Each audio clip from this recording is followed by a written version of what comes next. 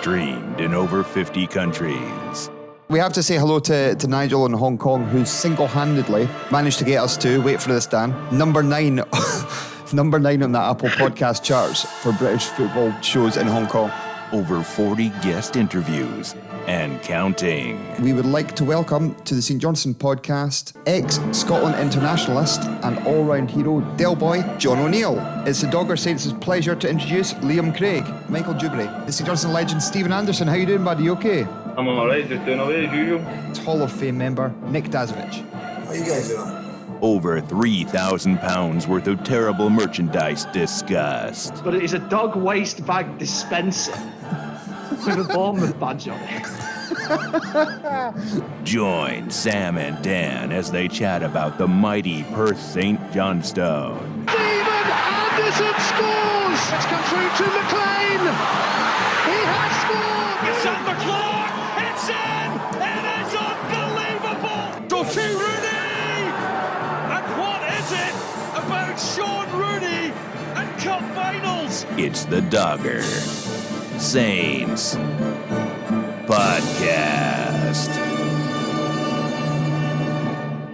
Hello everyone, welcome to the Dogger Saints podcast. I am Sam Miller and I am joined by somebody who's described as a lady in the streets, but a freak in the sheets. It's Danny Williams. We're going down, down, down, down. We are here to bring positivity. We're back and we're bigger and hopefully better than ever. We have a world of new features, Dan. We had our little, I'm going to come out and say, our little cheat week when we stuck out the live show. We'll talk about that a little bit later on, probably. Yeah, we did actually do something productive. We've had a little thing. We've thought about how we can keep it fresh, how we can keep it exciting. And boy, oh boy, I am excited, Sam.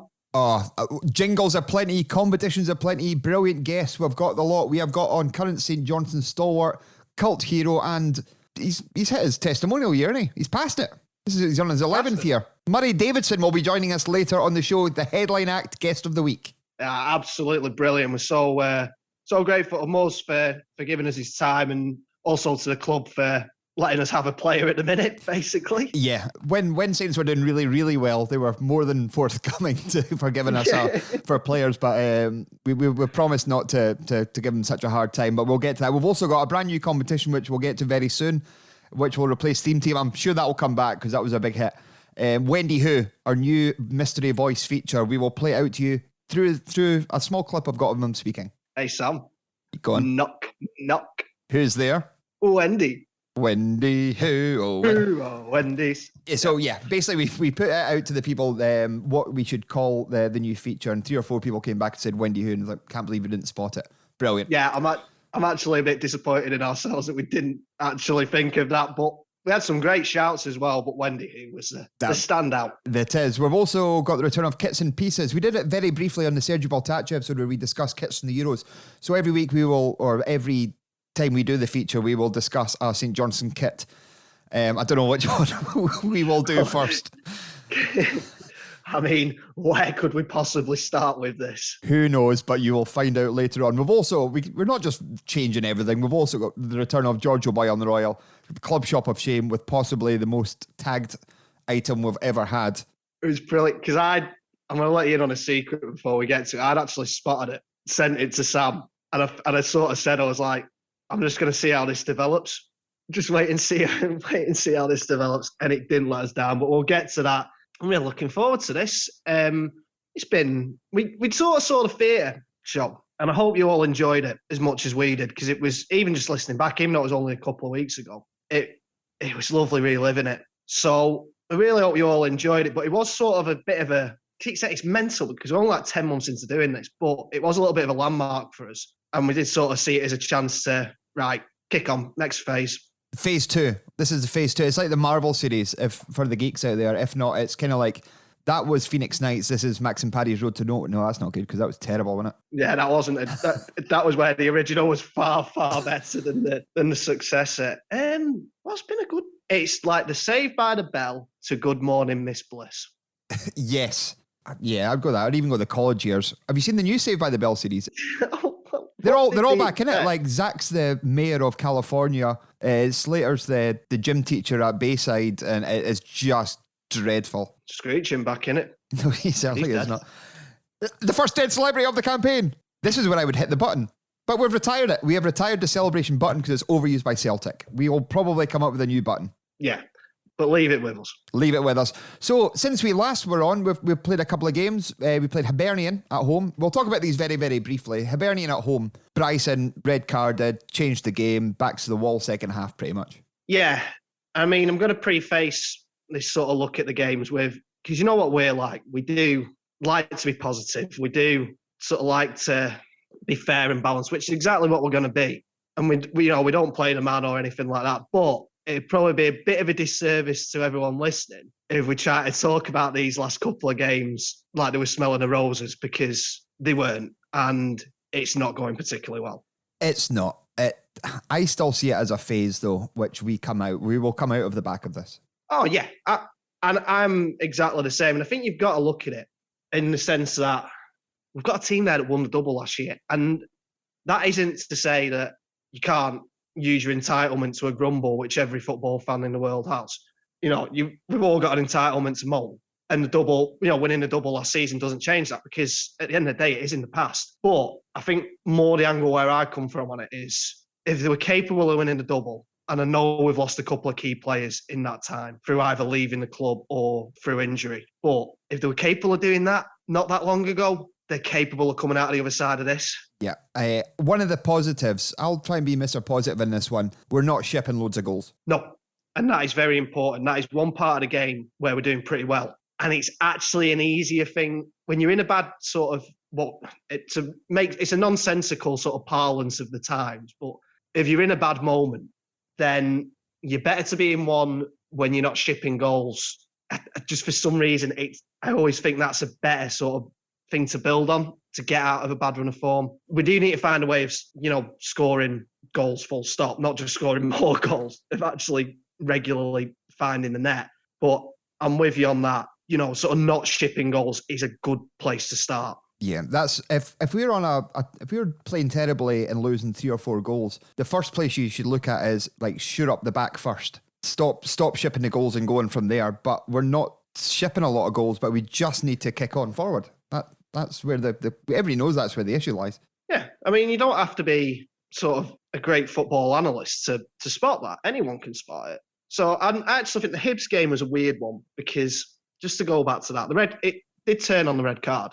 And it's a strange one because there were 2 yellow cards. There was no two ways about it. We weren't hard done by in any sort of sense. Hibs weren't playing particularly well. And I think this is where the problem lies, because we then had to go. And I was actually we were talking about this after the game. And for once, I sort of stopped being really stubborn and came right of your way of thinking. Because I was saying we should have tried to keep playing football. And that's the best way of playing with 10 men, rather than just sitting behind the ball and inviting wave after wave on. I probably reckon if we try to go out and play football without Bryson, that second half, yeah, we might have got panned. We were only 7 minutes away from getting. We're still 1-0 up going into the 83rd minute. It was just, and the defending could have been better. Cammy McPherson, who's not had as greatest of weeks as a Saints player, every would be fair to say. It's one of them though, and I've always got this theory that I always think it's more likely that when you do go with the option of just try to keep them out, sitting back and try to keep them out, I always think it's more likely that you eventually get broken down than you don't. I thought for a bit we were going to pull it off. I genuinely thought we were going to pull it off. 6 steps of Danny Williams. Way self-sex steps. It happened, and it was one of them things. As soon as it was 1, I think I said to you, this is just going to become 2. Very. There just seems to be that inevitability around it. But if we'd held out, we'd have been in the top 6. There's nothing in the league. It's just tighter this season. There's not one. They've not got Hamilton this year, who are ranked rotten bottom. But looking at the form table recently, Dundee United are on a worse run of form than us. Hibs still are. Ross County, Levy, all these Midden are dreadful. So we're not in a bad place. We just need to score more goals. The Dundee game, we didn't create much. There was something happened in that game. I'm not sure what, but they didn't seem to have the hunger in that game. As soon as they went a goal down, I didn't think we played too badly up till the goal. I didn't think we played particularly great, but it was pretty even. But the second half, they just looked hungrier to hold on to the lead. Yeah, and I'd go with that. I think the Dundee game, we were actually the better side for a good half an hour of that game. I'd probably even say the first half in general, we were a better side. I did have a little bit of an issue, the manager's comments after the game, in which he said we got outfought, which we sort of did. There's no two ways about it, but I don't think that was the main issue. And I think that's only scratching the surface. I think the fact we couldn't really string a passage of play together going forward was probably the main issue. We got sort of so far, and then, as has been the sort of real issue recently in general, we get to a certain point and then we get in the final third and it breaks down pretty easily. One of them games, really. I'm saying that there's been a few of them recently, but yeah, it's frustrating, but like, it's the same. We know what it's like. We know the drill with the glorious Cinch. It's you're only ever a good run of a couple of good results away from life looking pretty peachy. Yeah. So, and I do think they've got that within them. And yesterday, had it gone ahead, would have been a lovely place to start. I thought that was the ideal game. And I actually thought that it was a bit of a shame we didn't get it on, because more sex tips with Danny Williams. Just because the only way you ever get out of a bad trot is just playing games. But maybe the break will do them some good. Maybe like a 10-day break between games might help. Dundee game we write off. Like I said, the internet is easy for knee-jerk reactions. The banter page especially is terrific patter from start to finish. I'm sort of glad I mainly use Twitter, because you do get a little bit more nuance on Twitter. I think we should have a banter page section, comments of the week from the banter page section. Don't get me started, because I could have a real good time on that section, but probably annoy a lot of people. You can't. I say it is. We've all got an entitlement to moan. A few non-tongue-in-cheek calls for the manager's head this week were mental, and yeah, I mean daft stuff like that. But we all say daft stuff. We all, as football fans, we all have our daft moments. It is, yeah, but it's so easy to pull negatives out of absolutely anything. One of the best comments I read on there this week was, if you take the Dundee game out of it, where we beat them 3-1, we would have had the worst goal league. And you can't just take games out to suit your agenda. It's nonsense. You can't. And there is a phenomenon in cricket called root maths. Because at the start of his career, England captain Joe Root, before he was England captain, when he was just Joe Root, people kept saying, oh, if you take this score out of it and take that score out of it, his average will only be X. Of course it's going to be if you take all the games in which he scored runs. And it's the same here. You take the best of it is, taking away the 3 goals against Dundee at home 2 months ago or whatever it was.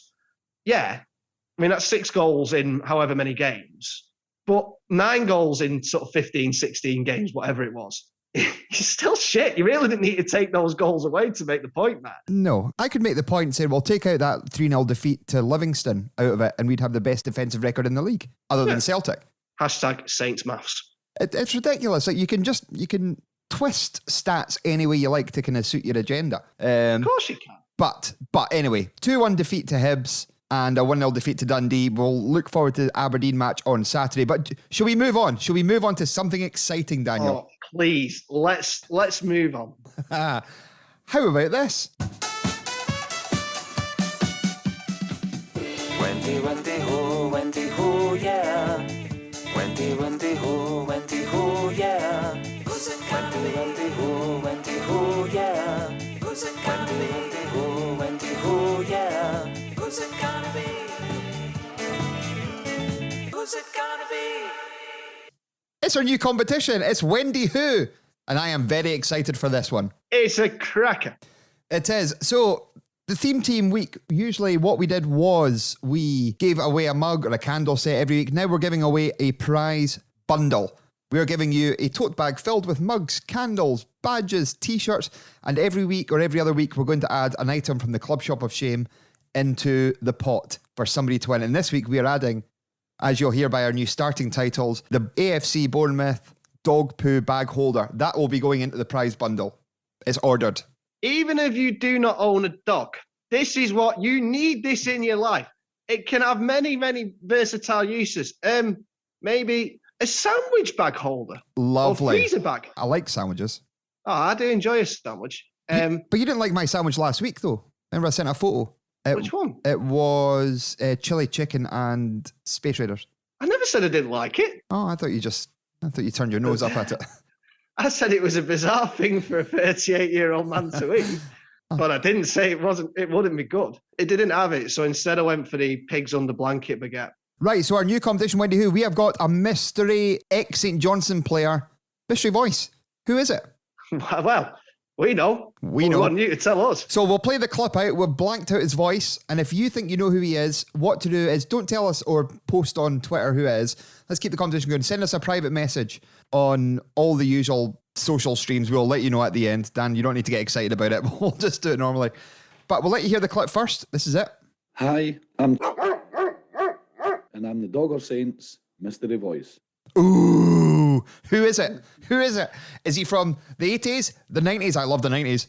Oh, we do love the 90s, pal. It could be the noughties, could be a current player. Who knows? Well, I know. Danny knows. I would like to make a point of clarification. We dubbed the barks over the player's name. It's not a dog who has played for St. Johnstone. You're right. It's not a dog that's played for St. Johnstone, but I'll play the clip again.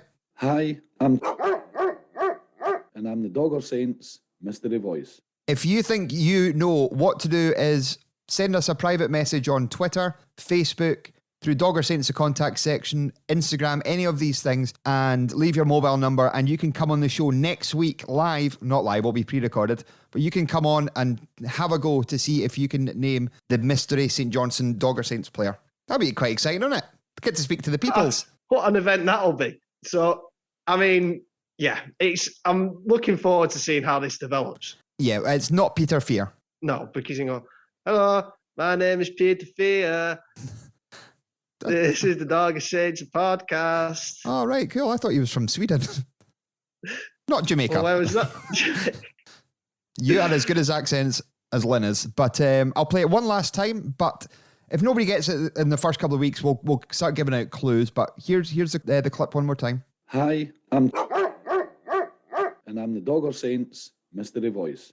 But he's got a nice deep voice, isn't it? Baritone. Oh, it's a lovely voice. But that's it. So, like I said, through Twitter, Instagram, Facebook, any way of getting in touch, please text us if you know our number.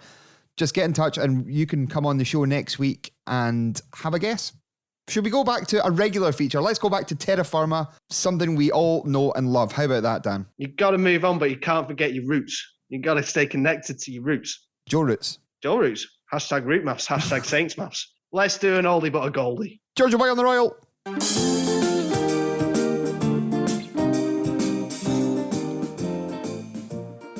Oh, technically it's Winter Wonderland, and it's the time of the year for that song. It's never sounded better or crisper in the midst of December. What a treat. It's a treat for all. I still keep thinking, even though it's Winter Wonderland, that version sort of sounds like it should be on a beach in the South Pacific. I heard that version in Dolby's the other day, and I genuinely got excited thinking they were playing our podcast out over the loudspeakers. Yeah. Yeah. Check Hugo on it at Dobby's, by the way. Big Or scone. Dolby's. Big scone. That's what we're in for. Can't blame you. They like a cake in there. Real nice. Georgia Boy on the Royal. It's our feature of, if you've seen a Saints player out and about, not Murray Davidson, we'll bring this up later that he's the most cited person ever in Perth. If you've seen a St. Johnstone player out and about, not in a football capacity, let us know. In the past, we've had Jim Weir seen in Blockbuster Video. We've had Keegan Parker on holiday. No, we didn't. Where did we see Keegan Parker? Where was he spotted? On Tinder. He was spotted on Tinder. You're absolutely right. It was Stevie May that was spotted on holiday. But Steve, we had Jim Weir shifting a bed in Bankfoot. We've got them all, and this week is no different. Dan, who sent in this one? Who did he see? What were they doing? Sam, I got to tell you, listen, I got to tell you, we need to thank Murray Crease for getting in touch with us with this one, and it is a belter. Lovely. It is an absolute belter. So Murray comes to us and says, well, he prefaces this with the fact that he once either broke or dislocated his pinky toe. Oh. Which is painful. Yeah. I mean, that is one of them things. you wouldn't think such a tiny little sort of bone in your body could just really hurt that much. It's up there with standing on an upturned plug or Lego, I would say. Upturned plug's worse than Lego. Yeah, Lego's only tiny, but still hurts. Yeah. The upturned plug, though, I mean, that's a three-pronged attack. Literally. Anyway, so the context is that by his own admission, Murray says he had a couple of shandies on a Friday evening. Pissed. Yeah, he was pissed. It wasn't a late night, so he'd gone to bed early doors, pissed. So he said about 11:30, as is often the case when you've had a couple of sherbets, you just get yourself to sleep and then you wake up feeling like you've got the cherry fountain going off in your bladder. So he gets up to go to the loo. He said on his way to the lav, he's kicked the banister in his bare feet. Mm. Ooh. My mouth's actually watering thinking about how bad that is. That's not ideal. So that's done the damage. He says once she stopped laughing, his wife took him and his then about 10-year-old daughter up to A&E to get it sorted, which, as you can imagine, at that time of night, I'm assuming, on a Friday night, A&E might be a bit... Carnage o'clock in there. Yeah, carnage, a bit of a chaotic place. So Murray goes on to say, after a 5-hour wait, oh, fuck. That's the worst, though, isn't it? When you do something like that, that's not really going to be high on the list of sort of everyone's priorities. Yeah, you're gonna live, but it still really hurts. You need it seen to, but it's not a priority. Yeah. So you end up sat in A&E for an eternity or 5 hours here. Sorry to interrupt. I remember I was reaching into my drawer, my cutlery drawer, and for some reason there was a cocktail stick in there, and I shoved my hand right in, and the cocktail stick went right down my nail all the way to the bottom of my nail. Now that wasn't an A&E moment, but it felt like it should have because of the excruciating pain.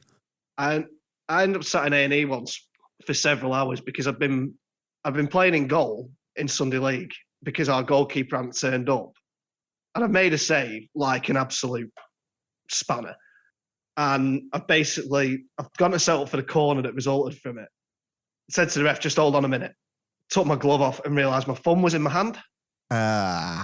So this was about an hour into the game. I've obviously had to go. One of the other lads is taking me up to A&E. But the best of it is we're walking through the car park at the ground, and our goalkeeper has then just started waltzing through. Yeah, nice one. That was me sat in A&E for hours and then sat in a cast for 3 weeks. Any injuries? For any listeners, if you've had any ridiculous injuries, let us know. Sorry, back to Murray's story. Beg your pardon. Back to Murray's story. So after a 5-hour wait, who should appear but Dr. Goals, Kenny Duker? Oh, lovely. So I think that's worth the 5-hour wait, to be perfectly honest with you. But Murray goes on to say, Kenny did the needful, apologised for the daughter having to see the aforementioned carnage, and went on his way. And he also very nicely says, keep up the good work. Now, I'm going to assume that's to us and not to Kenny. Yeah, maybe it was. Kenny does great work. Yeah, he does do great work. I mean, Dr. Goals. I remember years ago, I was working at SSE in the customer loyalty department, which no longer, the now defunct customer loyalty department. I think it doesn't exist anymore. Basically, we'd phone up customers who had left and try and get them to stay with us. A lot of them were kind of hit on the door by like British Gas, whoever, who'd kind of tricked them into going over to them. So I remember the name just automatically appears on the screen. It came up Dr. Duker. So I spoke to Kenny Duker, who was changing over British Gas. I went, did you have something at your door? Kenny went, He went, I think you've been done. He went, I've been fucking done. Fuck's sake, can you sort this? I went, leave it with me, Kenny. I'll sort it out for you. And we did. Leave it to Beaver. That wasn't the only one. We also had Lumano Lua come through the system. Who was it that you used to ring up and prank call? Nobody. We never did any of that. We did not do that. I don't know what you're talking about, but we will move on. But before we do, if you need some examples, right, we discussed this, whether this little segment was going to get cut. I lost the vote. It stays. Danny Williams, over to you. Sam, listeners, I got to tell you, I missed this last week. I missed hearing about where you've seen the Sainties. Now, Murray's got an absolute belter to us this week, but I think there's more stories out there. I think you people have got the goods, and I want the goods. I'm a greedy man. I want the goods from you. We want the goods from you. I'm aching to know, I'm yearning to know the goods from you and where you've seen these Sainties. But I think you might need a couple of examples just to whet the appetite, and I'm the man to give you some examples. So first example this week, have you ever seen former Saintie, Andy Jackson, having a rare old time performing an impromptu ukulele concert on the roof of McEwen's, having watched too much of Get Back on Disney Plus. Have you watched it? Cracking. Oh, yeah, it's so good. Yeah. I mean, it was always going to enjoy it, but I didn't think I'd enjoy it as much as I did. But Andy got inspired by it. And he went up there, he went onto the roof of McEwen's until the coppers got him down. He's now been sectioned under the mental health act. But that's just the first example. I'm going to give you another example. And after yesterday's 6-0 shellacking of his Falkirk side, have you ever seen former Saint Paul Sheeran holding a ritual sacrifice of the Queen's Park merchandise catalogue, including the Queen's Park chip pan? There's a nice little throwback for someone. Nice. There's a nice little throwback for the regulars. So have you ever seen it? I think it's happened. I think it's out there.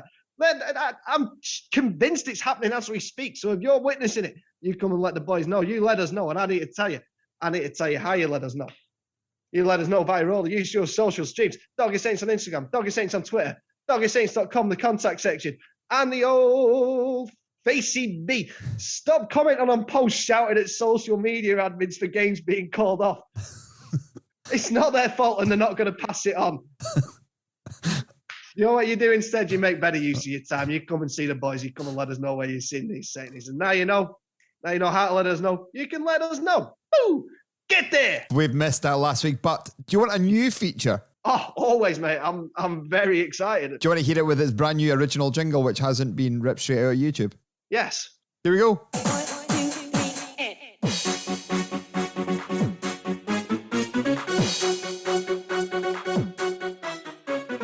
Lovely. I think we should just let that play in the background as a little bedding track. Do you know how it's the time of year where you get your Spotify wrapped? Yeah. Like you add your statistics and you do the big playlist.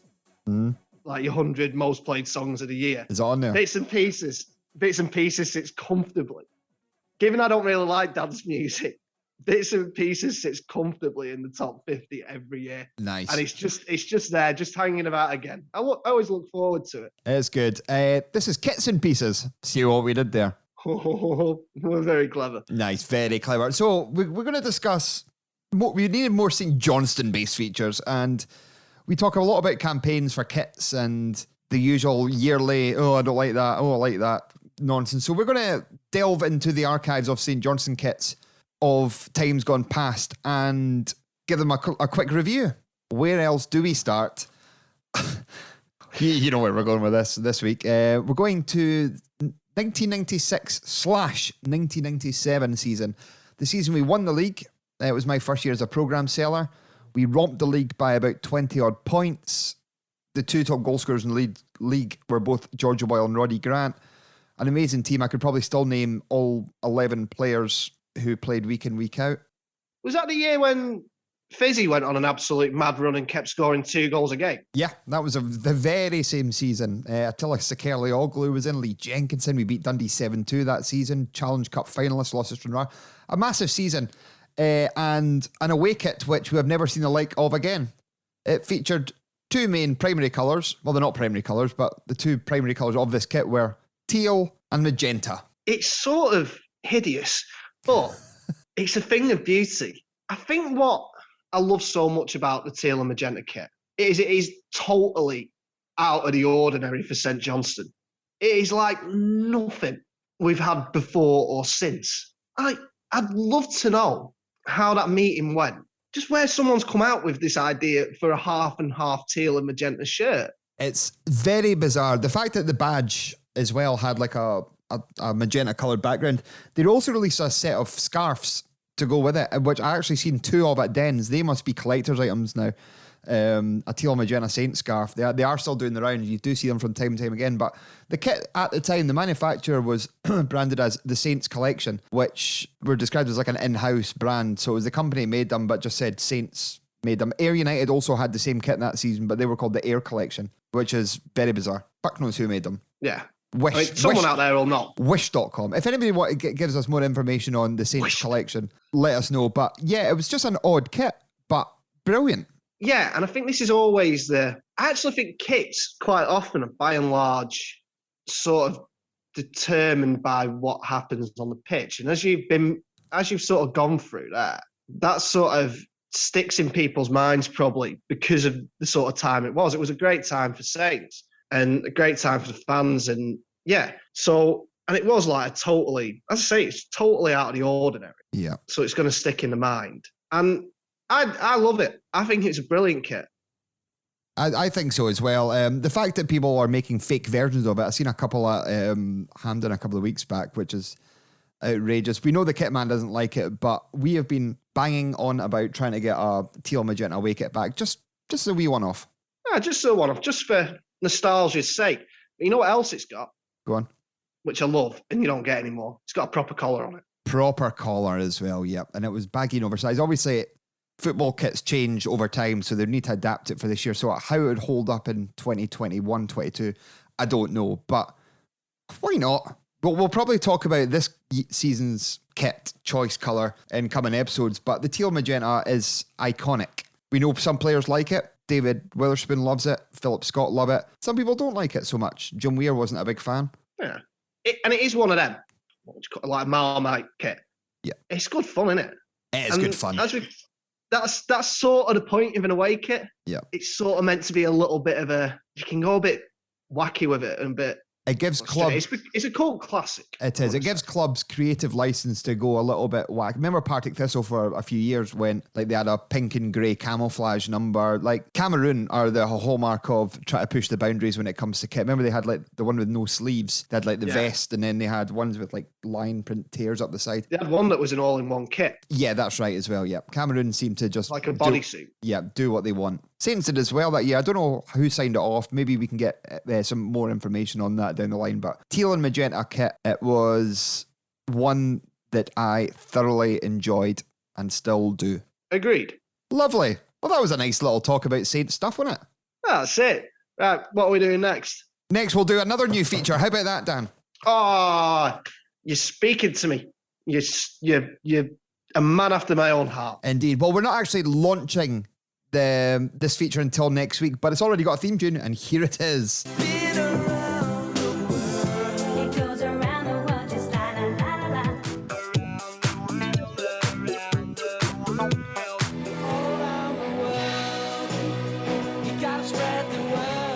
Oh, what a collection of bangers that is. Wall-to-wall bangers in a medley. Don't say we're not good to you. I would say it's up there with the Grease Megamix and the 5 Megamix. The Grease Megamix haunts my dreams. Yeah, working in hospitality at Christmas time, it will certainly do that for you. So this new feature, Doggers on Tour, we're going around the world, but we're not talking about players. We're looking at fans. Where do you stay? Do you stay in Cambodia or Canada? Do you stay in Bhutan or Bahamas? I'm rattling these off the top of my head. Have you got any kind of play on words with countries? Denmark or Djibouti? Ooh. Do you live in Kokomo?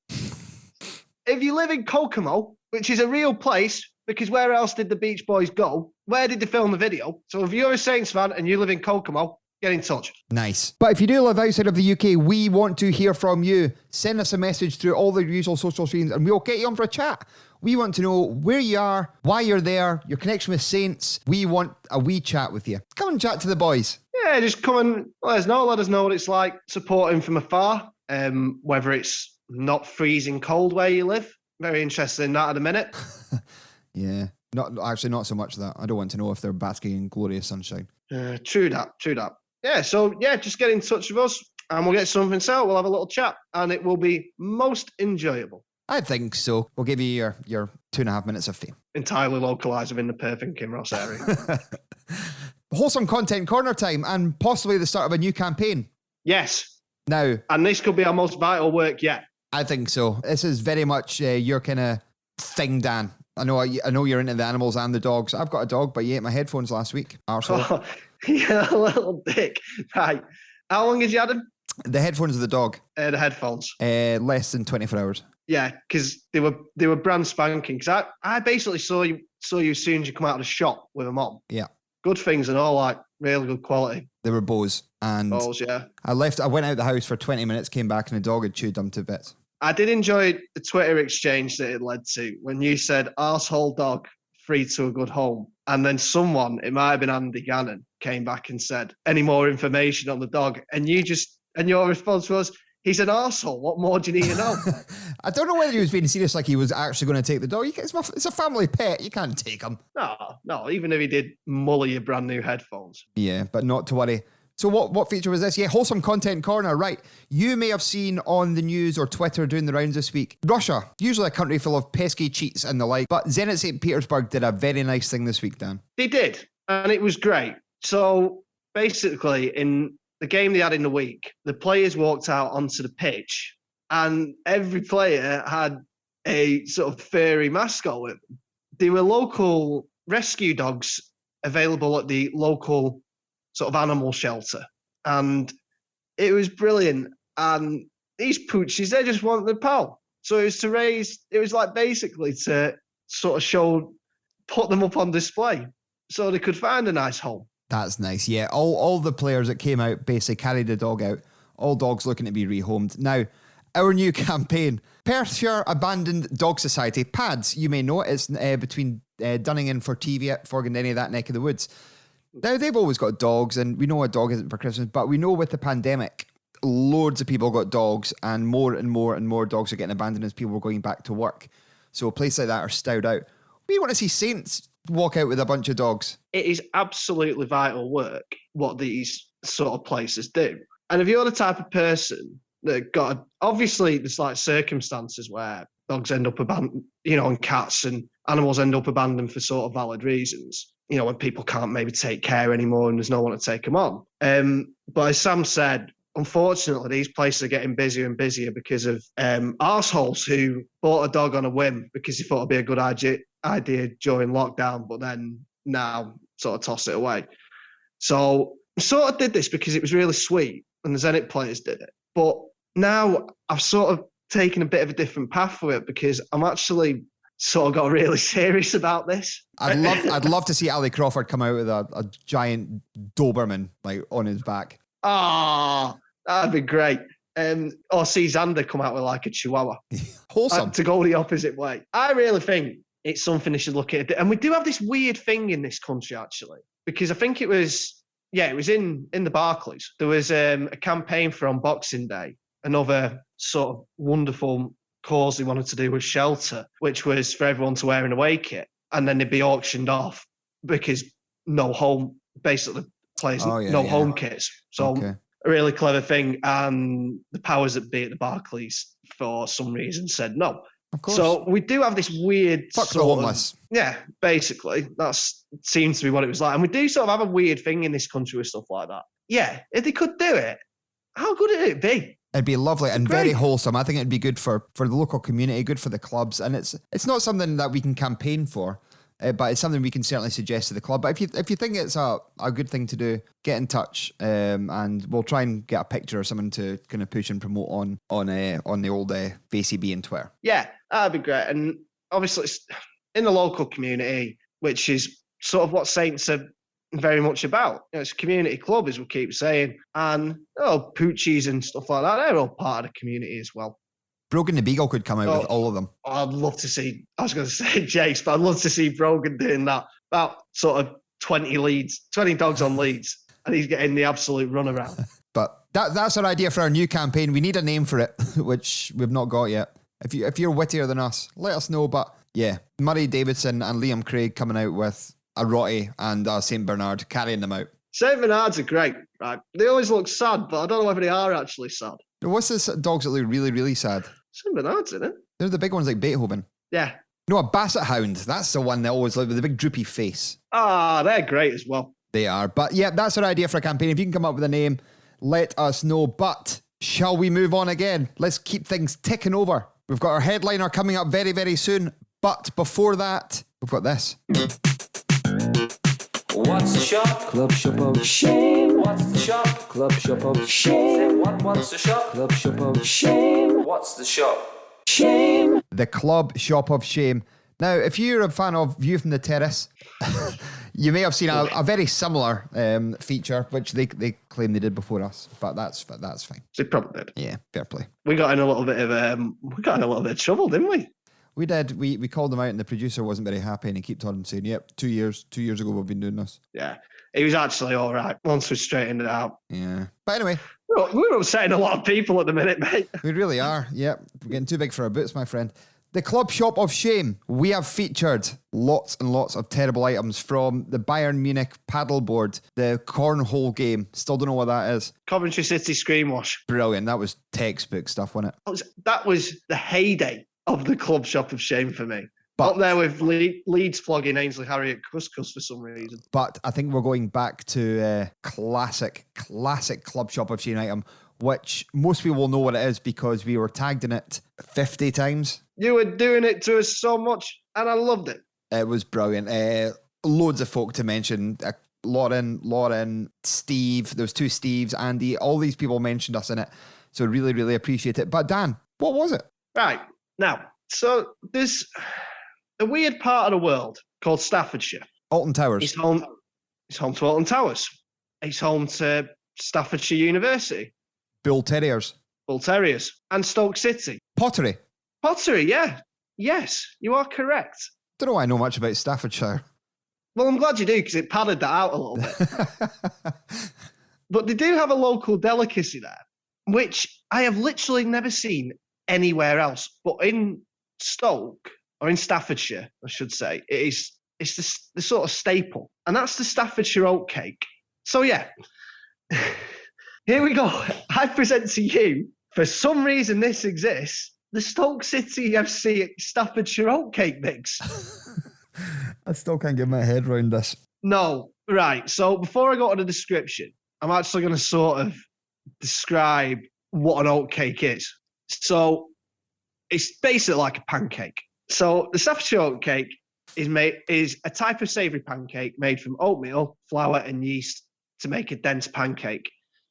It's cooked on a griddle, Backstone or Baxton. Fair. It's a local speciality of the North Staffordshire area of England. So it's not even the entirety of Staffordshire, it's just North Staffordshire. North Staffordshire, yep. Right. So so I get that.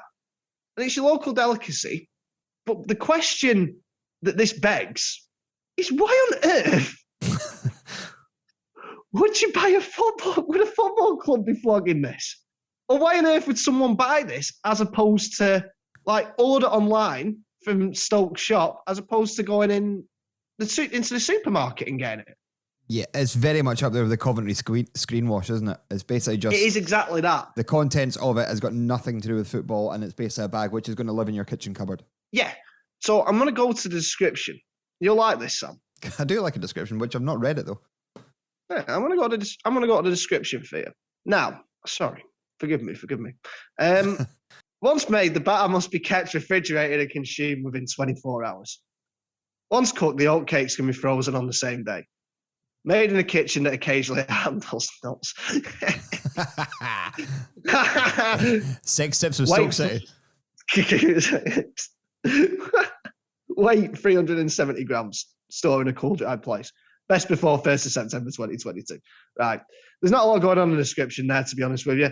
It describes how to store it. Yeah. I think it's pretty self-explanatory. It's oatcake mix. Now, I've done some very quick research off the bat here. Go on. Because what normally sort of guarantees your entry into the Club Shop of Shame? Price. Yeah. So, now this is £5 a bag. Is that good or not? I don't know if that's good or not. Well, I've just done some very sort of rudimentary research on this. Oatcake mix really isn't easy to find. So a quick Google of it. There's another one, Bearwall.co.uk, famous Staffordshire oatcake mix. That's a £5. Someone's flogging on Etsy for $8.49. I've just seen you can get it for $2.55. So Stoke City's £5 actually, it's not great. But it's oatcake mix with a Stoke City badge in it. That automatically gains entry. Oh yeah. That's the crux of the matter. It could be £1.40 going in. It's one of them. I'm going to take price out of it. But in terms of just what is the point of this? Why does this thing exist? I'm sort of really glad it exists because it's really, really funny. But at the same time, no, it's shite. It is. Like, you could say that, well, what's kind of popular in Scotland is a kind of trademark of the area, whiskey. You get a St. Johnstone bottle of whiskey. However, that's more of a collectible. That's different to oatcake mix, you would say. Yeah, there's levels to this. Yeah. There is levels here. So I'm just not having it. I'm just not having this. And I don't know why. The thing is, it's not even coming in a fancy bag. It's just a brown paper bag, and then it's got a Stoke City badge marked on the front. What's the point of that? We are going back. We're going back to basics with the Club Shop of Shame. Stoke City oatcake mix. Dreadful. You know what? It might be tasty. I'm never going to find out. We might find out because it might go into the prize bundle. It might go into the Wendy Who prize bundle. And this is the exact sort of thing we would buy for that because it's not that expensive.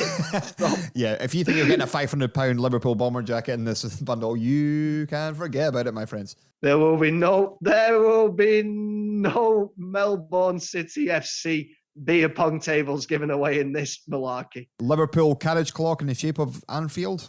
Forget about it, my friend. Oh, that was the best. That was so bad. Wasn't it?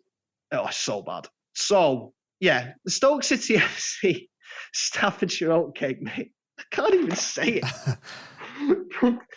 So, the Stoke City FC Staffordshire oatcake mix. It's going in the Club Shop of Shame. It certainly is, and I think we should talk no more of it. If you've spotted anything, like the 40 people that sent or tagged us on Twitter about the oatcake mix, please do that if you have spotted something dreadful. But if you need an example of what to look for, I know one man that can help you out with this. And he goes by the name of Danny Williams. Sam, listeners, it's a pleasure to talk to you again. Now, I've been thinking about the potteries, Stoke, and the oatcake mix.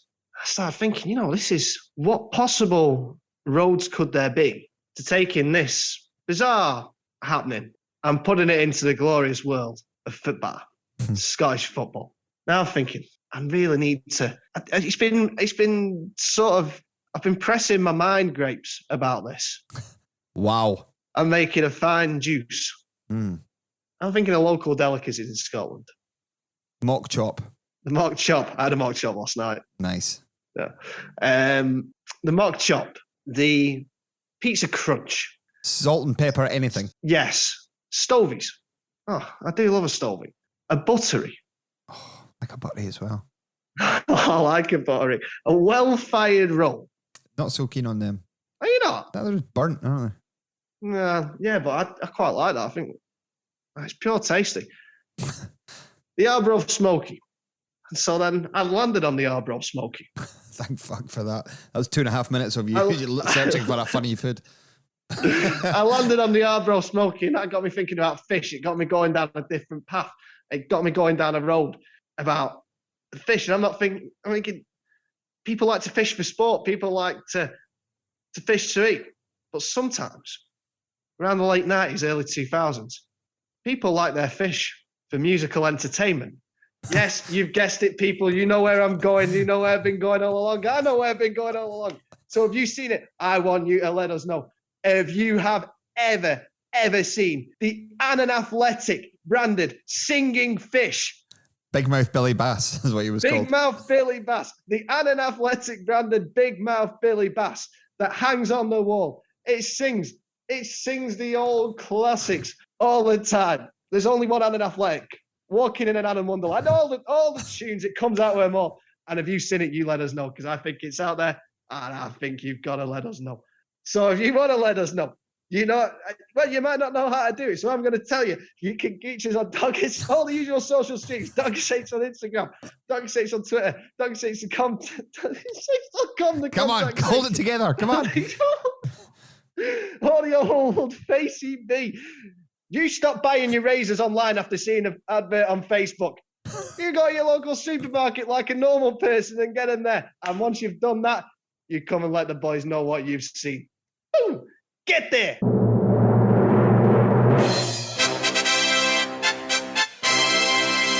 That fanfare means we have reached the pinnacle, the highlight of our evening, the highlight of the show, the headline act, the guest of the week. Yes, now we're doing this differently because we basically had the idea that we wanted this to be like a weekly Glastonbury, but based around St Johnstone. Yeah, well, we could have called it the legend slot. I like that idea. I know. I know. But then We had headline that. Yeah, we've had Liam Doris in that on, so we don't want to. Well, yeah. I've had Liam in us on several times as well. Did you know Liam Doris doesn't like crisps? What?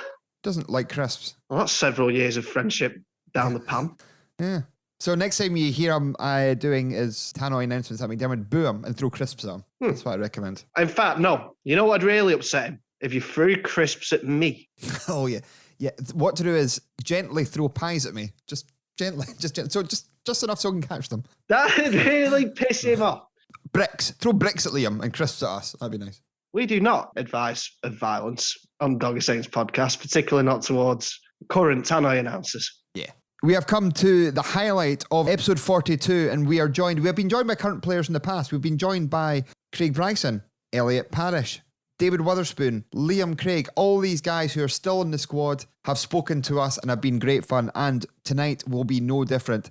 11 years with the club, a Scotland call-up no less, and an appearance. He's got a cap. He's been capped. A St Johnstone player with a cap. Well, Stone the Crows, it's happened. He's the last one as well. Exactly. He sadly missed out on the 2014 Scottish Cup final through injury. He also missed out in the League Cup final due to injury, but finally got his day in the sun in the Scottish Cup final of this year, where he came off the bench and put in an absolute shift and a half. The Dogger Saints podcast, we're delighted to welcome. It's Murray Davidson. How you doing, my friend? You okay? How you doing, Sam? You all right? Very well, my friend. Very well. Sorry to... How you doing, Moz? You okay? All right, how are you? Good. First thing we have to say, I've not seen you in the clubby for a while in the Dogger. The Dominoes team's missing you. I do love a game of dominoes in there. I've not been in a while, just with the whole lockdown, COVID situation and stuff. Yeah. So I used to go quite regular for even just a juice and a game of pool and stuff. So I can't remember the last time I went. So I'll need to try and pop in. That's probably before Danny Swanson got banned. Probably. I wasn't allowed back in with Swanee, so now he's away, I'll be able to go back. You missed out yesterday, bud. We had a belting game of dominoes going because the game got called off. Oh, was it? Yeah. Early start it would have been for you. That's it. We popped up for a pre-match pint and then so got called off. So the dominoes were out. I suggested playing pool, but then that was kibosh because that would mean standing up. Yeah. And nobody wants that. You probably wouldn't have been involved yesterday. You picked up a wee injury against Dundee. How are you?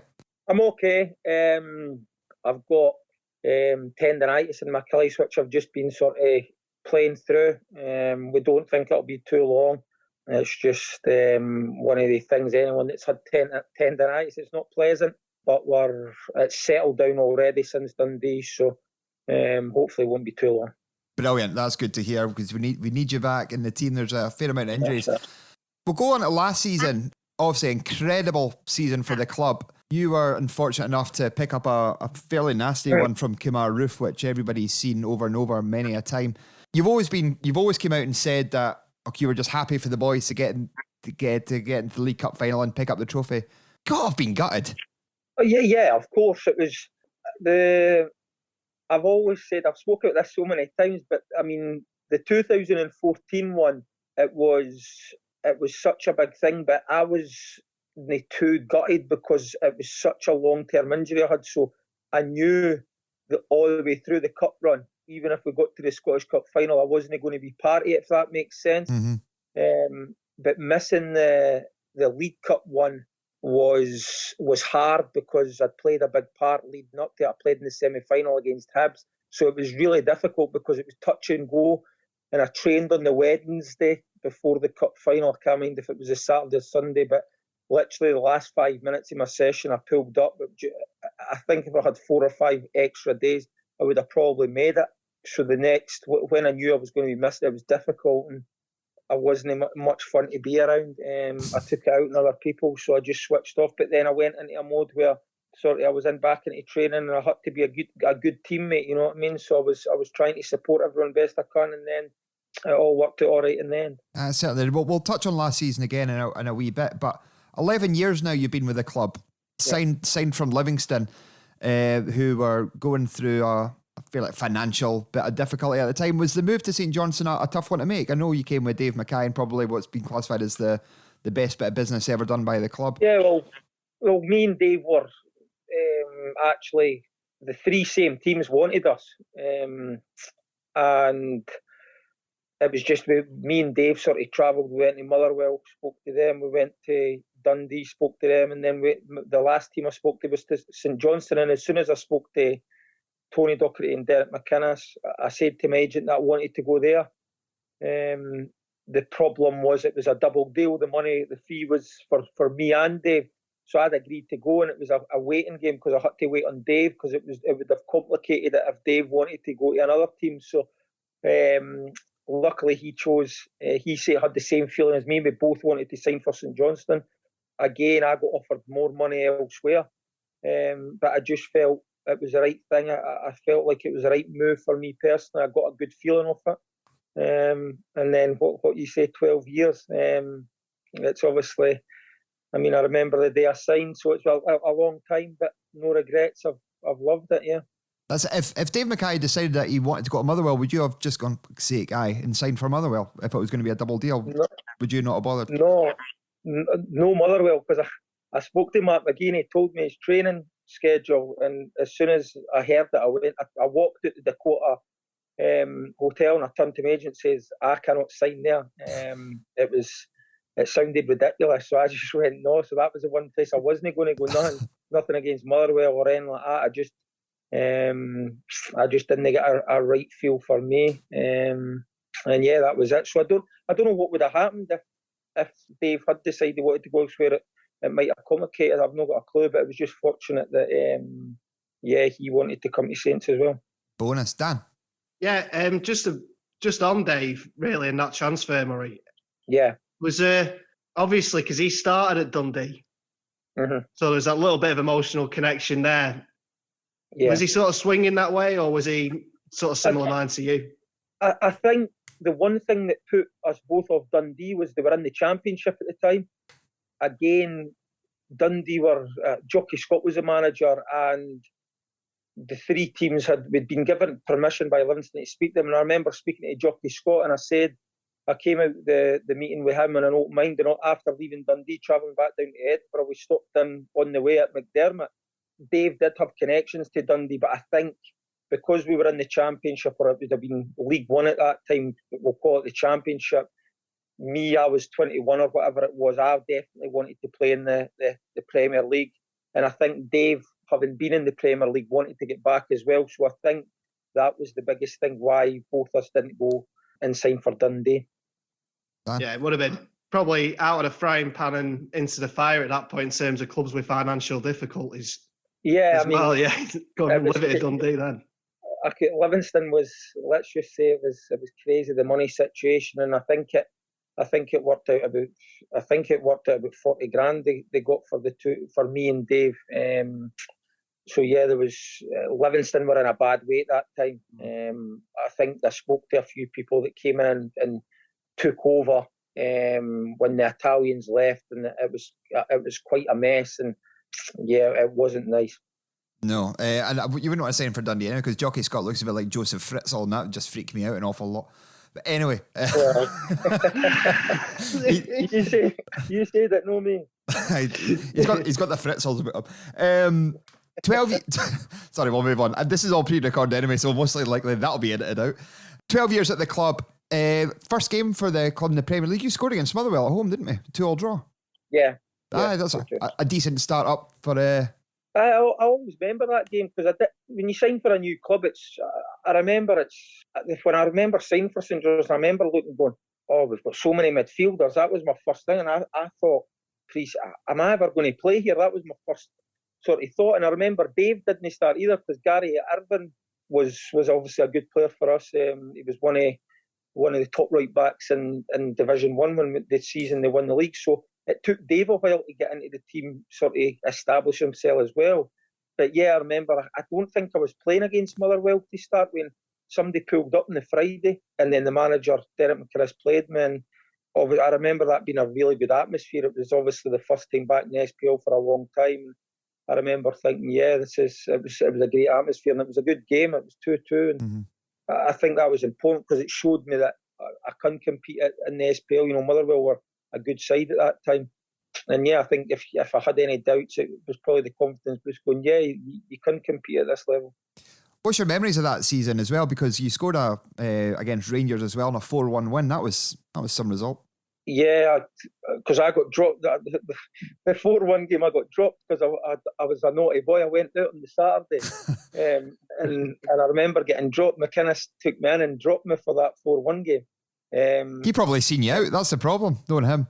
Well, I think he got word back that was it, and let's just say he gave me a few choice words. And I didn't play, but I came on and scored. So after that game, because we won 4-1, it was all forgotten. But I mean, that first season, it was all about staying in the league. Probably the first 2 or 3 seasons, it was about staying in the league and trying to establish ourselves as sort of an SPL team. And I think in the end, it was probably 8th or something we finished, but it was quite comfy, and obviously that was a big step as well. Well, you'll learn your lesson. Do not get in the photos in the loft as you walk in the door. Don't let the photographer snap you on the way in. My loft days are over. I'm too old for that.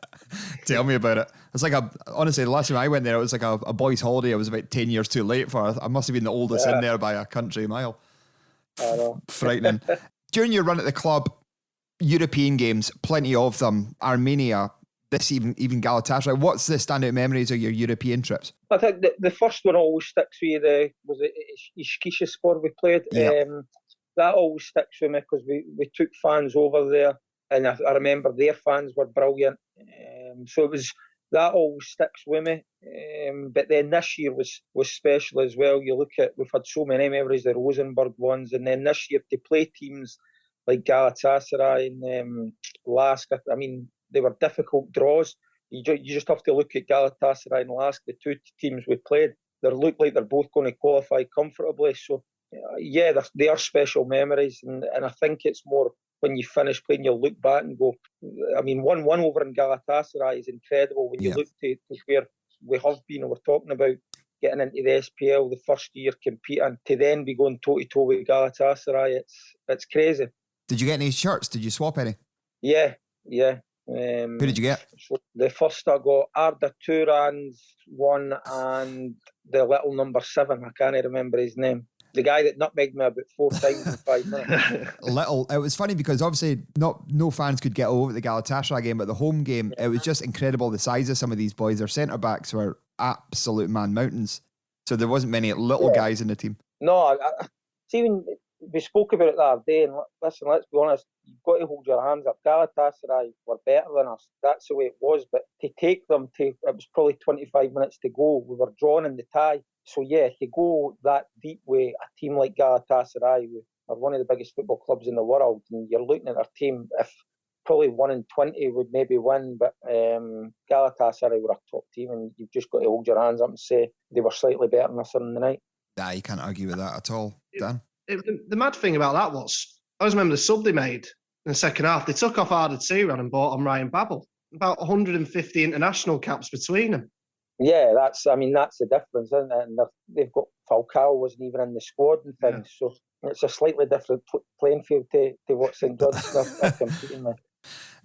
Let's talk about international caps. Saints fans always kick off that St Johnstone players do not get enough recognition in the Scotland squad. Yeah. You are still, in the last 50 years, the only St Johnstone player, while playing for St Johnstone, to make an appearance for Scotland. A proud moment. Yeah, very proud. It was only one cap, but I've said to many people, it's something that nobody can ever take away from me. I represented them at under 21s and obviously the first team. So yeah, it's extremely proud. When you're growing up, you want to represent your country, and yeah, it's something, as I keep saying, I've got all the strips still framed, and I look back with great pride because when you're growing up, anyone wants to play for Scotland, and I've been lucky enough to do it once. And again, I look back and I can class myself as an international, so extremely proud for myself and my family. Exactly right. Do you think there's St Johnstone players that should have been capped in the time that you've been there? A name that comes up often is Dave Mackay. As a person, he's the most steady right back going. Is there any other players that you think should have been capped at your time? Yeah, I think, to be fair now, I think Steve Clark's looked at a few of your players. Obviously, Xander's been in the squads, so I think if people are playing well enough, that Steve Clarke will have them in the squads now. In the past, I mean, Dave Mackay, probably one of the best, most consistent players I'd seen for 4, 5, 6 years at St Johnstone. So Dave could have quite easily played for Scotland. But yeah, I mean, you look in the past, Jason Kerr, people I was so surprised with. I thought Jason could have been in the squad for a couple of years. But while I certainly do think that there's players, not just Jason, even in our current squad, I don't want to go and say too many names, but there's definitely players that could play for Scotland. It's pretty obvious. People will look and say they'll probably know the names. Don't want to blow too much smoke up their arse, to be fair. Yeah, exactly. But there's definitely people that I've got no doubt in my mind. Xander, obviously, the obvious one, because he's been in. If he had to play for Scotland, then he's more than ready and he's more than good enough. Exactly. Well, do you think? How long do you think, realistically speaking, players like Xander, Liam Gordon are going to be at the club? There've got to be people sniffing around these guys. Yeah, listen, Xander's at an age now for a goalie. He's probably still coming into his best years. Xander, for the last 2 years, consistency has been incredible. It's obvious that, I mean, I don't know, but I think Xander's contract's up at the end of the year, and I'd be surprised if teams aren't watching him because his consistency level and performance levels have been so high. Again, you've got Jamie McCart, Sean Rooney, Liam Gordon, people like that who've been very, very good over a longer period of time. So it's common sense that teams will be looking. And then it's down to the individual and the club. If the club don't accept bids and it's sent up to the player whether they want to sign a new contract or decide they want to move on. Obviously, from a St Johnstone point of view and a player point of view, I'd hope that they all stay. But we've been in a position like this before, and it is possible that some of them will move on. But you've just got to adapt.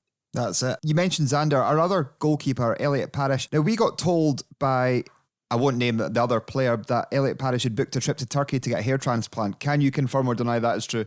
I don't think he's been yet, but it's definitely on the cards.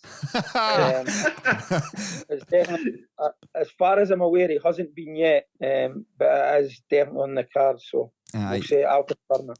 He did have he was complaining about his wing backs at one point. So there we go. Talking about hair, that's something you have never had any problems with. Was it true that Tommy Wright never let you wear a hairband? First of all, I've got a few people that when they let somebody mentioned, I think it was Rooney the other day, says wear a headband, and I went, can you imagine me running it on a Saturday with a headband on? It just wouldn't look right. So I get so much stick for me, but being honest, I don't care. I see people like Mikey O'Hara, and I love Mikey, but I mean, if one, I think he gets 2 haircuts a week. I'm sure he does. So I mean, every hair is in the right place. Whereas you look at me walking, I wake up, shower, dry it, and it's just all over the place. So that's one thing I'm not fussy with. I'd take your hair issues over mine, Murray, every day of the week. It's a nice problem to have, mate. You can head over. I didn't know what you say that. This it was Parish was giving me stick, and we had him on. Now he's booked a trip to Turkey. Don't take stick off. You can take stick off a few people, but Parish, no. Certainly not. I've completely lost the plot where I was going with that now. Where were we? Were talking about? Sean Rooney. Does he still turn up to training in Celtic kit? The last time I seen him, it was Arsenal with Kieran Tierney on the back. That was the last time I seen. Incredible. He's got a few football strips, but the last one he had, I think he's got 2 or 3 Arsenal ones. I didn't know if it was just because Kieran Tierney signed, but he's got Tierney on the back. So I've seen him turning up with that a few times. That's incredible. A professional football player, but it could be a Celtic kit, to be fair. I think it was Liam Craig that said that. But the current appearance holder, Liam Craig, you've played with that guy for the whole time you've been there. A good pal? Yeah, very good. Liam's brilliant about the place. He's very important, but it's not just playing football on a Saturday. Liam's very important in the dressing room because he's got that experience. And I mean, me and Liam have probably played hundreds of games together, so I love Liam as a player, and his consistency again to do it for so many years has been brilliant. He's hardly missed a game through injury because he's a very good pro, one of the best pros I've played with. And anyone that you speak to will tell you just how influential and important he is in the dressing room. So people like him this year especially are pretty important, and he deserves all the praise that he gets because it's an incredible achievement. To be the record holder, to beat somebody like Ando. And fair play, I mean, he deserves it 100%. He's scared of horses, though, apparently. But he was talking. He keeps talking about stables. He's in a stable or something. I don't know where this horse. I don't know if it's his daughter or what. He's got a horse for his daughter, but it sneezed and he shit himself. Apparently, he's scared of horses, but he has to go muck it out. Apparently, who knew?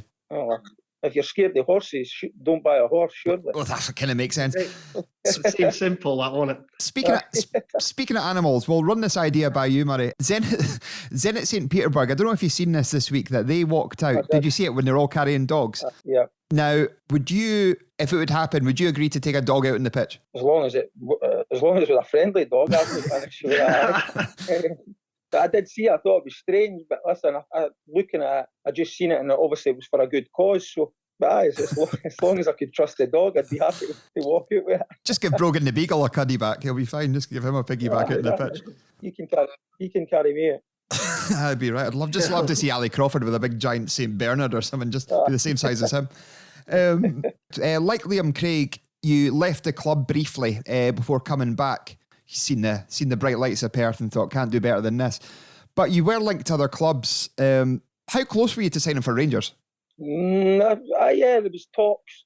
To be fair, people have said that because I never left the club. What happened was St Johnstone offered me a contract, and Tommy was a manager at the time, and he says, listen, take as long as you need, and the contract will still be there. And I went away, made it quite open that it looked like I was going to be leaving the club. Yeah. I spoke to a few clubs. Rangers was the one that was pretty open. And again, it came to the stage where I was at the age where I felt like it was a big stage in my career, and then for a couple of different reasons, I just didn't feel that it was right. And I looked here, I looked there, and people said, oh, why this, why? And I just didn't get a right 100% feeling. When I signed for St Johnstone, I says, that's where I want to sign. I didn't get that with any clubs I spoke to, and I just decided, I phoned Tommy and says, listen, is the contract still there? I'm settled in Perth. I enjoy it. I'm quite big on going into work, enjoying it and being comfortable in an environment, and I didn't want to give that up. I just didn't feel it was right. So again, I had other options. That was the one that gets spoke about, but when I could have signed for Aberdeen a few times when dealt, and again, it just didn't feel right. So I've been at St John's for a long time, and as I keep saying, I'm comfortable going into work. I enjoy it. I get on with everyone, and that's a big thing for me. Brilliant. Dan? Yeah, no, obviously for a magnitude of reasons, we're delighted nothing ever materialised. But one of the reasons is, if you had left for any reason or gone anywhere, nobody would ever get in contact with us, because we do a section where have you seen St Johnstone players? And we literally had to ban people from writing in or from texting us or whatever, messaging us to say they'd seen you walking about Perth. I love, honestly, one of my biggest things, I love walking, and a lot of the time I'll put headphones in or whatever and just go and clear the head. So if I want to go to the shop or whatever, I'll just stick it off I go. And because I've got a family and stuff in Perth, and I've stayed in Perth since I signed for St Johnstone. Obviously, being in Perth, I still see so many St Johnstone fans. So my wee girl's always saying, why the cars always took the horn at you, Daddy, and why is he singing your name? So she's at an age where she just has zero interest in football, and she just doesn't get it. She keeps saying it's just chasing a football about, and when I've got blood on my legs and stuff, she just physically can't get it in her head that why do I play football, and why do certain people look at me like I'm some sort of hero, and she hates it and gets all embarrassed. So I do see a lot of people in Perth, but I enjoy Perth. The people have been brilliant with me. Same with the Dogger when I first signed, because I moved into one of Steve the chairman's houses on Fuse Road, and that was how I ended up going into the Dogger. Because I was 21 at the time, I stayed there more, and a lot of the time I'd go in and just have a juice and just watch the football, because I didn't like sitting in the house alone. I get bored and stuff, so I used to pop in, and everyone was brilliant with me, and that's the reason why I continued to go on. Like, I mean, Fred, who recently passed away, he's the one that sticks with me. He was brilliant with me, and people like George Browning, who was at the club, they made me feel so welcome, and that was a big thing, because it can be quite hard and daunting moving away as a 21-year-old. So I'm very grateful to a lot of people in Perth, because they made me feel so welcome. And it sounds stupid, but the bowler and the Dogger was a big part of that. The Dogger's a funny place because like you can go in there and, as you say, have a juice, have a game of pool, not get harassed or bullied. You'll just fit in with everybody else in there. It's a shithole of a pub, but it's the friendliest bunch of folk you'll ever meet in there. Yeah, because obviously No, and you go. Sorry. No, so obviously, as being a non-Perth native myself who moved, but that you pretty much just say what I say word for word whenever ask me about it, just without the football ability, obviously. But yeah, it's such a friendly place, such a great place.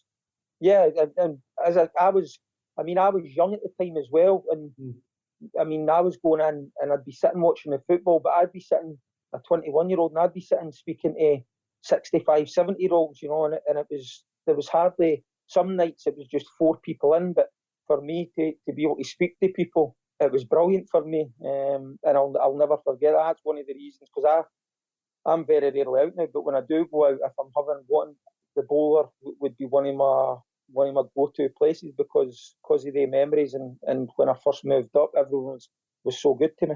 Other things you do in downtime. George Brown says you go fishing. Yeah, I've not been recently because it's been so cold, but I mean, George, I joined a place just outside there. So I joined a place where it was a guy, Jake Monroe, got me. There's a syndicate, I think it's about 12, 14 people, and it's only £150 for the year, but I quite like it because when you go up, there's never anyone fishing it. So me and George, Jake and that go up quite regular. I've fished my whole life. My dad's fished his whole life, so he was the one that got me into it. So my brother as well. So yeah, I do like fishing. And again, I love the fact that you can go away into the fresh air, into whatever, and it helps with football for me because your mind, you're completely switched off, and it's good for me. I'm trying to get Glenn Middleton to come with me. I keep telling him, but he's sort of laughing it off and joking. I don't see Glenn as a fisher, but I'll keep trying. Dude, let me know how that goes, Dan. Yeah. How's the golf coming along as well? Listen, I don't play enough. Like, that's another thing. Parish has got too much time in his hands than that. Honestly. When I first met him, I think he was off about 9. I think he's near enough scratch now, but he's playing 5 days a week. So, I mean, if I was playing 5 days a week, I'd expect to be single figures low as well. But nah, my golf's hit or a miss. Let's just say that. But I don't play enough. But I do, again, I enjoy it. I'm not one of these people that could go and play in the rain or when it's freezing. I'm more in the summer. But I do enjoy it, but very hit or miss. Brilliant. We'll finish up. We'll touch on the football, unfortunately, for this season. It's been a difficult old start to the campaign. Some cracking away results. Aberdeen, Dundee United, Galatasaray, Lask, just for the top of my head. I've got a theory that St Johnstone don't get going until after Christmas. Like the last 2 years, we've been kind of toiling at the bottom, and absolutely since after the January break, flew up the league. What's been the situation this year? First of all, it's a difficult league. I think at the start of the year it was hard to it's hard to play in such big games, European games, and then go into league games. So I think the first couple of weeks it was difficult because we didn't have a huge squad. But it's such a tight league that we're not trying anything different. We're not doing anything different. It's just we've made mistakes. We've not played as well as we could have in games. We've been unlucky in games, and it's the players are upset. We want to be higher up the league, so it's difficult at the moment because we want to be playing better. We want to be pushing up the league. But again, on Saturday we want to go and try and get a positive result against County, and it's frustrating because the game gets called off and you're sitting no able to play. So there's no panic. We believe that we've been in this. Me certainly, Liam Craig, Witherspoon, people like that. We've been in the league long enough. We've seen it. I think we were bottom of the league in November last year. I'd much rather be sitting top of the league in November, but there's no panic. It's a long season. We believe that we can still have a successful season, but we've got to go at some stage, go on a run, cut out the mistakes, and again, we're doing everything we can as the manager, the staff, the players. We're doing everything we can to make that happen. Yeah. Hello. Oh, yeah. I 100%. I agree. That's kind of what I said at the start. I said this time, do not hit the panic button until April. If we're still in that, not even panic, just we'll get out of it eventually, as we do every single year. St Johnstone, what they achieve is incredible every single year. Dan, you had a point? Yeah, just looking. It's interesting, a player's perspective on because the league is that tight. Mm-hmm. They say maybe because you've been there before as well, a couple of times yourself and Liam and Spoonie. guys like that. Is it just nice to have that to fall back on? You know, it's so tight that a couple of results, Yeah, you can jump up. Like I said, I'd much rather be sitting top of the league, and everyone would, but there's no panic. We're just we just went into December, so I mean, I think with 10 minutes to go in the Hibs, I think we were going into the top 6, and obviously down to 10 men, we lose 2 late goals and you're down the bottom again. So you look at the league, 2 or 3 wins in a row, you're flying up the table, but at the same time, you lose 2 or 3 in a row and you're down there. So right now, like every year, there's probably still 6 or 7 teams as we speak that their main aim is to first of all get away from the bottom. That's the aim for everyone, barring Rangers and Celtic at the start of every year. So no panic, we'll get there. But we've got to do certain things better. But listen, it definitely helps the fact we've got experience in the dressing room and we've been here before and we know what it takes to be successful. The very last point, let's finish on a positive. The Scottish Cup final, you came off the bench, played an absolute blinder for the time you were on. That's got to be the culmination of all the injuries, all the heartbreak, all the downs. That must have been it in one moment. Yeah, it was. I mean, it was. Any player will tell you it's difficult to go on in a game, especially a game of that size, especially when it's 1-0. Because if we were getting beat 1-0, running on the pitch, you've got nothing to lose. The only way it can go, you either lose 2 or 3-0 and you can get back in the game. You could be a hero. But going on at 1-0, my main thing was I don't want to be the one that loses us the Scottish Cup after everything. Yeah, that was what I was thinking. And I remember waking up in the morning and it was just an excitement. I was so excited for the day. And I remember getting to Hampden, I was very calm. I was on the bench, obviously, and just looking. I think Bryce got injured and it all happened so quickly. And looking back, I mean, it was incredible. The time I was on the pitch, it flew in. And then I just remember looking up at the clock and I think there was about 2 minutes left. And that was the longest time, the injury time. But I think if we scored the penalty, it would have made everyone's life a whole lot easier. But extremely proud again because it was all worth it. It was just a shame that there was no fans or whatever there. But for any team, never mind St Johnstone, looking back now, to go and win 2 cups, and I don't think in my lifetime outside the Old Firm it'll be done again. And I think it'll probably be years down the line they'll still be speaking about it because even looking back, it is an incredible achievement what we've done and something that especially when we finish playing we can look back on and be extremely proud of. So to be part of that was unbelievable. And on that note, a lovely place to finish there. Murray, we hope that your injury gets better ASAP. We see you back out there and hopefully you're carrying a small border collie with you when we see you on the pitch next. Thanks for having me. I'll get in for a game of Dortmund soon. Exactly, when restrictions left, make sure and bring your 5p's. You'll need them. To be fair, I think the last time I was in the bowler, I think it's probably about 2010, the last time I lost a game of pool in there. So we'll see what happens. There'll be a list of contenders and challengers ready for your reappearance. Murray, it's been an absolute pleasure. Brilliant. Thanks very much, Thanks mate. for having me. Thanks, Cheers, buddy. guys. See you, mate.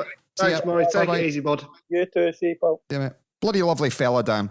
It's time to say the line again. Go. What a lovely guy. New series, same patter. But no, genuinely spoke well. Lovely fella. What a player for Saints. Oh, he's been a brilliant player. He's such a good player for so long. The one thing that I sort of thought of, I was like, trying to get in all this sort of story career he had, on that first European game, like Skyzer sport, he had the armband on, El Capitano. So, I mean, he's been what a servant for St Johnstone, what a player, and what a top guy, and a thoroughly enjoyable chat we had there. Indeed it was. Brilliant. Absolutely superb. But we will move on. I'm having microphone issues for the last 10 minutes. I don't know what's going on. Yeah, it's having a bit of a bad news bear with that, mate. It is. But Murray Davison is on the dog carrying campaign. Maybe he might have been forced into it, but we might have sideswiped him with that. Yeah, but basically the interview pretty much there is in whole. I might leave the Joseph Fritzl comment out. I might leave it in. Who knows? We'll find out when the podcast goes live. It's anybody's guess. I always look forward to that. You know, when sort of listen back for quality control purposes. I felt like a right big head when my Spotify Wrapped came out and it was your most listened to podcast. Yeah, I was the same. It's like, right, my own podcast. Well, I got the Wrapped for the podcast through the podcast hosting site, which was Anchor, which runs Spotify, and over 300 people, that was their number one podcast. Really? Really? Yeah, 309, I think it was. Oh, that's, well, 307 because we'll take us 2 out. No, we count. No, we can't yet. No, brilliant. So I'm going to imagine there'll be a couple of people who are watching this. So yeah, thank you. Thank you very much. Well, I know for a fact there are a couple of people because I saw some things on Twitter. Yeah. So yeah, no, brilliant, amazing. Do you know what's second on your list? The Terrace. The Terrace, right. Mine was, I think mine was a podcast I listened to called The Ridiculous Ashes. Is it cricket based? It's cricket based, but it's brilliant because what they do is it's an Australian and Englishman. They go back through old Ashes series and don't actually care about sort of results or anything like that. It's about who's done the most stupid thing in each game. Brilliant. And then they award points on that basis. We should do that. See how many times Effie Ambrose comes out. The ridiculous. He's fallen out of favour. He certainly has, hasn't he? Don't know what's going on with that. Don't know. We're just struggling to get a settled back three. But anyway, we will talk about that. Maybe there'll be a more settled back three in the Aberdeen game. We will get to that. We will. But in the meantime, I would like to give you a lock-in that will be released midweek about my escapades at Domino's on Saturday in the Dogger. As I referred to it, the greatest comeback since Lazarus. In Domino's. Yeah, well, I was on the bones of my ass, and then, woof, baby, you're a rich man. He's back. Right, let's move on. Do we have to talk about football again? We do. We've got a game, another home game. Thick and fast for the games this week. We've got Aberdeen at home. Well, I thought I had a bloody good game recently, the rain. And if it turns up again to perform, then no trouble at all. No, I mean... If it rains, St Johnstone will be continued to be deemed a tin pot team for not controlling the weather. No, because we're the first team to ever have a game called off for a waterlogged pitch. No way. Yeah, believe it or not, apparently we're the first team ever. So did you see the videos that Alan Preston were posting? Like they were trying to, the ref was throwing the ball to the ground to try and see if it would bounce, and it just stuck dead to the ground. It was unsafe. No, we all know, particularly that corner of the Ormond and the East Stand is a bit of a problem area. Mm-hmm. Like we all know that. So, and it did lash it down. And I get that people were frustrated and saying, like even Saints fans that come in and had to travel in, and like people coming down from Dingwall. I mean, it couldn't have been any worse. It couldn't have been bloody further away. But they had to give it as much chance as possible to get the game on. It's just unfortunate. It's, tough shit. If it was the other way around, right, and we were stuck in Dingwall or Inverness and there was no football to watch, I would be delighted. Oh, what an event that would be, unless we drove up. What a day we'd have. Yeah. Oh, if it was a train day. Scenes would be Atmos, as somebody once pulled out in the group chat. And that was said once. Yeah. And never again.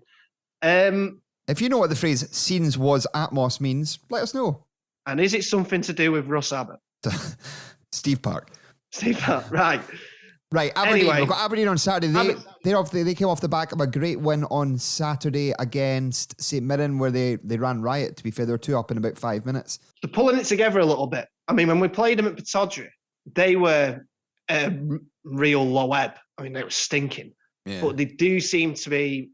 They're a bit hit and miss, but when they hit, they seem to be pretty good. So, I don't know. We need to step up, ultimately. We've got basically an extra few days to think about it now, with the game being called off on Saturday. So I'm going to try and put it into terms here. You get the feeling something does have to change, mainly results. But in order to get those results, you get the feeling that there might just need to be a little tweak in there. I have no idea what that tweak is.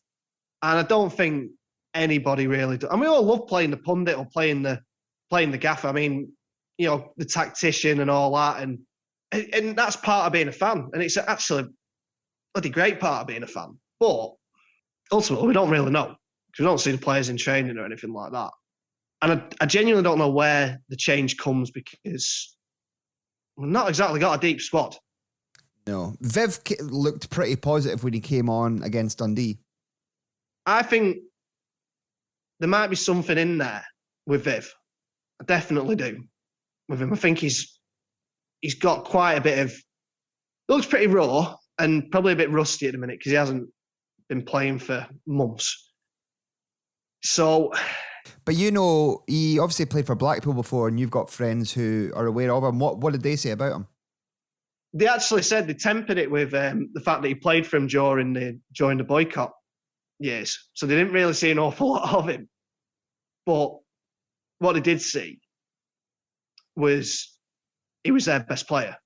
Admittedly, that was sort of like that season was being the best player in that Blackpool side was beating a one-legged man in an arse-kicking competition. But you get where I'm coming. He said he's hit and miss. As wingers tend to be, wingers are hit and miss.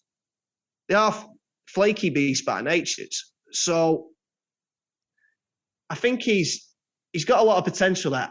Another lad who's coming to the side, we've all been asking for it, who I thought a pretty positive impact against Dundee. But again, he's very raw and very rusty, was E2. Yeah, when he went off in the Dundee match, it was, to a lot of people in the crowd, the wrong decision to take off A2. But Callum Davison has since came out and said that his legs were gone at that stage and he's not match fit. But that's the first time he's played that length of time, so he must be getting there. You got to build him up, and he came off probably earlier than he would have done against Hibs because of the red card, and he had to get another body in midfield. So that was fair enough. So he got 45 against Hibs, got just over an hour at Dens Park. Mm-hmm. So I think there's something there. He's very raw, but I like the fact that he always tries to take the positive option. Yeah. He always, when he gets the ball, he then immediately goes to face goal and looks to take men on. And it's not always going to go off. And you're going to have to, as fans, that does boil piss when you lose the ball in a sort of key area. But I think it's just one of them things. If we are going to want E2 playing, we're going to have to accept that. He will lose the ball and he will be a little bit frustrating. But he seems to have something about him. But other than that, I don't know. The two chances we had on target in that match, he had both of them. One was a header and one was a shot. But before that, he had a good chance to take a shot, and I think he went to the option to try to slip in Kane, and I think they were just to take a bloody ping at it. That was so close. That was so close to being a really good ball. Mm-hmm. But it'll come. It will come. I think it'll come with him. I think he looks a useful player. I think Viv, sooner we can get Viv into the starting 11, the better. Hopefully it's against Aberdeen. It's a bit, that's the one sort of frustrating thing. Another frustrating thing about yesterday being called off was, I don't know whether Viv would have started, but it would have been a bit more match practice for him and for E2 probably as well. So, yeah, I think injuries are piling up. It's going to be, I think what we've got to be prepared for, and it might start next Saturday, and I'm not meaning it to be doom and gloom here, but I think we've just got to be prepared for the fact it might get a little bit worse before it gets better. Yeah. The run of fixtures, other than the Ross County game, the next run of games is we've got Rangers, Motherwell, Celtic, Hearts. Until the end of the year. It's a terrible run of games, but we can pick up something. Everybody's in the same boat. Yeah. And if we can keep I think it's got to be a case now, starting on Saturday, of keeping our heads above water, just doing what we can to keep our heads above water. And I don't think there's any doubt that we are going to have to strengthen in January. Yeah. And whether that is bringing someone new in or maybe looking to the players we've got out on loan. I've seen Hendry mentioned, but I'm thinking more Gilmore. Mm-hmm. Bring Gilmore back in. I watched the Darvel Brecon City game, and I think we've definitely, another positive, Max Karachi is definitely going to be a player for the future. He's got a bit of something about him. He's the one that I'd leave where he is. Yeah, 100%. I'm not even suggesting for a minute we bring him back. I'm just saying positives going forward in the future. He is definitely a positive. Oh, he's a lively little so-and-so. Mm-hmm. He really is. He's not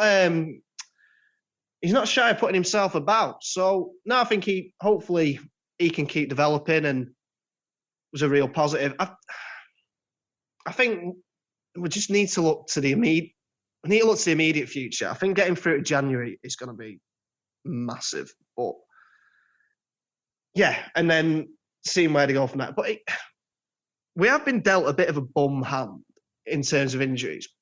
I mean, I say that because every club has to deal with injuries, but it's probably a bit of luck that we had last season was we didn't have that many sort of bad injuries or long-term injuries.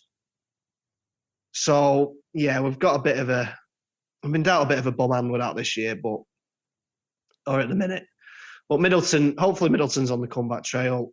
I know he's been out of form, but maybe with Viv coming in, there might be scope to going back to a couple of wingers, which would see Middleton back in his best position, or in what is, in my opinion, his best position. So exactly, but it'll be an interesting game against Aberdeen. Stephen Watt, who did the commentary for St Johnstone against Dundee, at the end of the match came out of a bit of a rally cry, which was these bunch of players, I know there's a few new guys in, have given St Johnstone fans the greatest of memories in 2021, never to be seen or beaten ever again.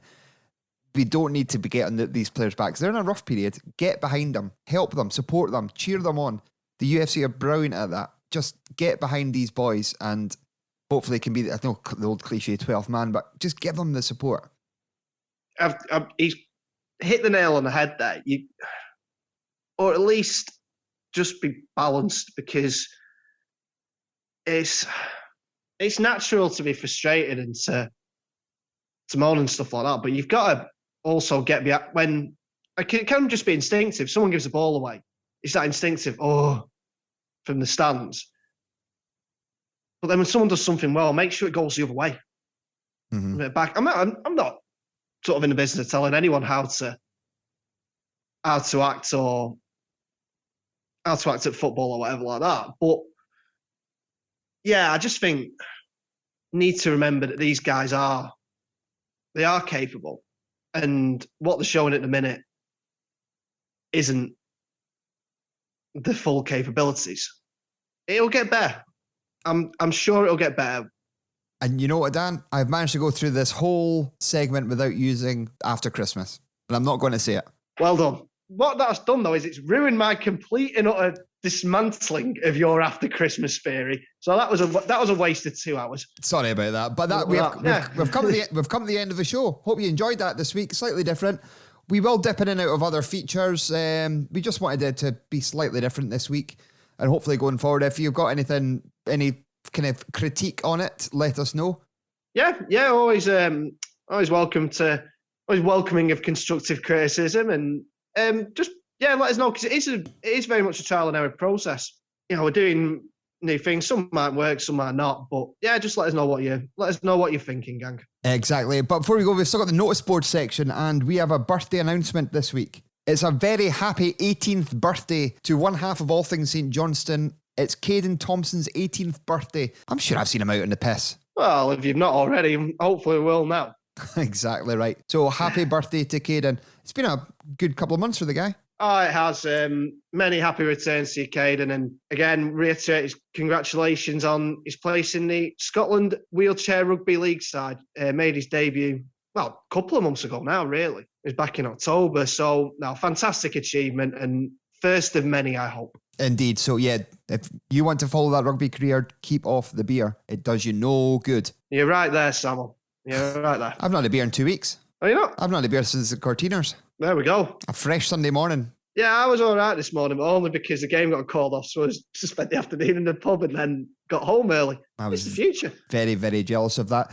But if you want to get involved with the show, you can get involved and help us. 1, visit doggersaints.com and have a look at the lovely merchandise. Christmas is a mere 20 days away. See if there's anything you would like for your friends or family. Who would not want a Dogger Saints mug for their Christmas? Maybe we'd double it up with a pin badge, a t-shirt. We can do a bespoke range. Oh, what a treat. Bespoke package for you. Yeah. Other ways you can help us is become a subscriber. Go to doggersaints.com, scroll to the bottom of the page and hit that subscribe button. Sound like one of these YouTube guys. Hit that subscribe button. It would really help us. We'll send you a weekly newsletter, and we'll also send you the video recordings of our interviews as well. It's just a wee thank you for supporting the podcast and helping us.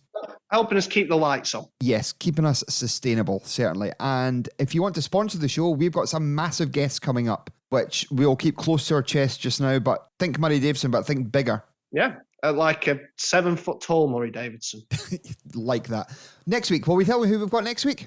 Yeah, I think we should. I think so. We've got 90s legend, Paul Cherry. and I am very much looking forward to it. Coming all the way from Murcia in Spain, Paul Cherrywoody is now a resident. He gave me a call on Friday and he was already telling me stories. And I'm like, whoa, hold on to these bad boys for an interview next week. So Paul Cherry will be on the show next week from the 90s. Oh, I do love the 90s. Lovely. There's a catchphrase. This is not going away. But we've taken a week off, other than to look up new features, is to kind of secure new guests, and we've got 5 or 6 lined up, which will definitely take us into the new year before we take a wee break in January. Yeah, absolutely, Sam. So never a better time if you want us to promote your business, if you've got a business to promote, or just fancy it for the lols. Get in touch with us, and we'll have a chat about sponsorship of an episode or a couple of episodes, whatever tickles you fancy. 3 S's to remember: sponsor, shop, subscribe. Sex tips with various people. SSS is better than KKK, which apparently all the St Johnstone fans were at Hampden a couple of weeks back. Whoa, that picture. That's a great picture. We'll post that up if you've not seen it. All the white flags that weren't used were stuck in the seats. They just looked like pointy masks. It was horrific. And inadvertent bad times. Yeah, I'd just like to also point out, and it's hopefully the one new feature that will not be staying will be my even nasalier voice than usual this week. You're a bit coldy, aren't you? I'm a little bit short with a cold, so yeah. If you've made it through this far, well done. And before we go, Wendy Who, the mystery voice, I'll play it one last time for you. Hi, and I'm the Dogger Saints mystery voice. Get in touch, all the social streams with your number, and we could be calling you next week to win the prize bundle. We'll see you next week. Bye-bye. Yeah, thanks everyone. Bye.